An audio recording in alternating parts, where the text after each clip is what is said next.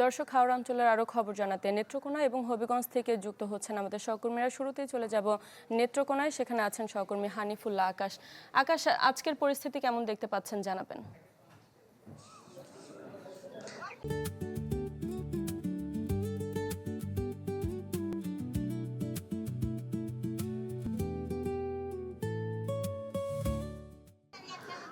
শারমিন, আজকে পরিস্থিতি হচ্ছে রৌদ্রোজ্জ্বল আবহাওয়া হাওরের মানুষ, কৃষক যারা রয়েছেন তারা কিন্তু হাওরে তাদের যে ধান যতটুকু তারা পানির নিচ থেকে তুলতে পেরেছেন সেটি কিন্তু শুকানোর জন্য তারা ব্যতিব্যস্ত সময় পার করছেন।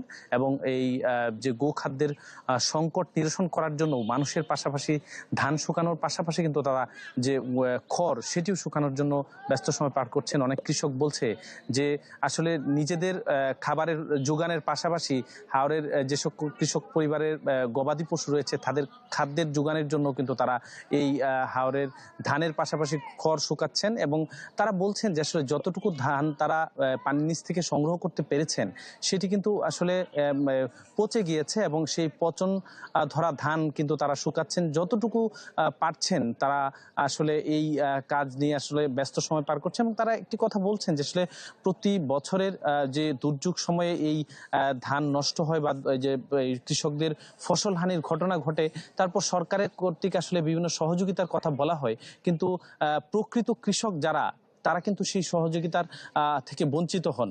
হ্যাঁ, তো আপনাদেরকে একটি কথা বলি শারমিন, যে আসলে কৃষকরা প্রতি বছরই আসলে এই যে সংকটের সময়ে কিন্তু সরকারি সহযোগিতার আশ্বাসের কথা শুনেও কিন্তু তারা সেই আশ্বাসটুকু প্রকৃত কৃষকদের কাছে আসলে পৌঁছে না। তো এই বছর তারা দাবি করেছেন যে কৃষকের যে সহযোগিতা সেটা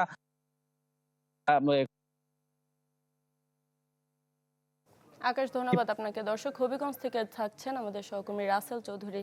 রাসেল, সেখানে বিস্তারিত খবর জানাবেন। শারমিন, গত 24 ঘন্টা কিন্তু হবিগঞ্জে কিন্তু বৃষ্টিপাত হয়নি। এর ফলে কৃষকরা কিন্তু তাদের ধান কাটা, মাড়াই এবং শুকানোর কাজে ব্যস্ত রয়েছেন।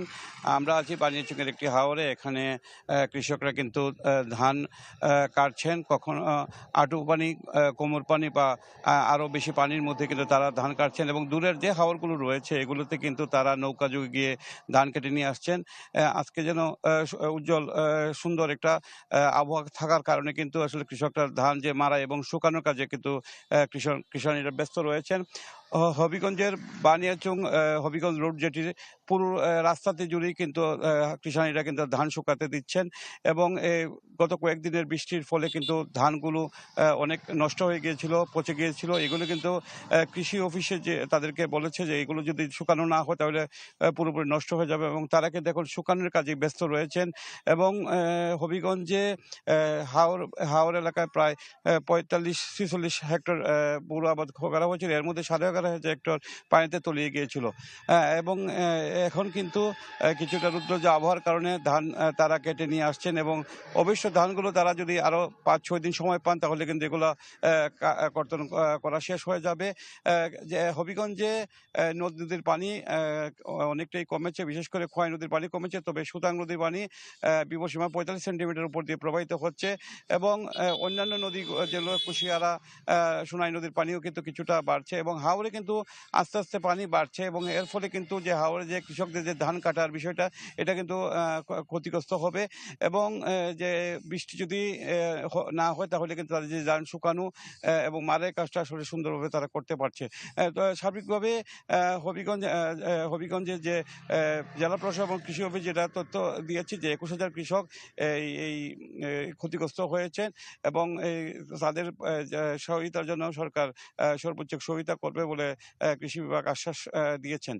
এদিকে হবিগঞ্জের কিন্তু ধান চাল সংগ্রহ শুরু হয়েছে এবং 1,440 টাকা প্রতি মণ ধান এবং 1,960 টাকা প্রতি মণ চাল কেনার সিদ্ধান্ত গ্রহণ করা হয়েছে। তবে কৃষকরা যেটি জানিয়েছেন যে তাদের যেহেতু ধানগুলো কাঁচা রয়েছে এবং এগুলো তারা সরকার নেবে না এবং অন্যান্য যারা রয়েছেন তারা কিন্তু আসলে অল্প দামি ধানগুলো কিনতে চান, বিশেষ করে ৫০০, ৬০০, ৬৫০ টাকার ভিতরে কাঁচা ধানগুলো কিনতে চান এবং কৃষকরা এটাই একটা সংখ্যা দেখছেন যে তাদের যে ধানগুলো আসলে সরকারিভাবে গুদামে বা সরকার তাদের ধান সংগ্রহ করবে না। তারা দাবি জানাচ্ছেন যে সরকার যেন প্রকৃত কৃষকদের ধানগুলো সংগ্রহ করেন, এতে তারা উপকৃত হবেন।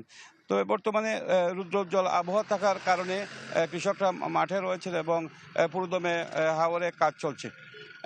শারমিন। রাসেল, ধন্যবাদ।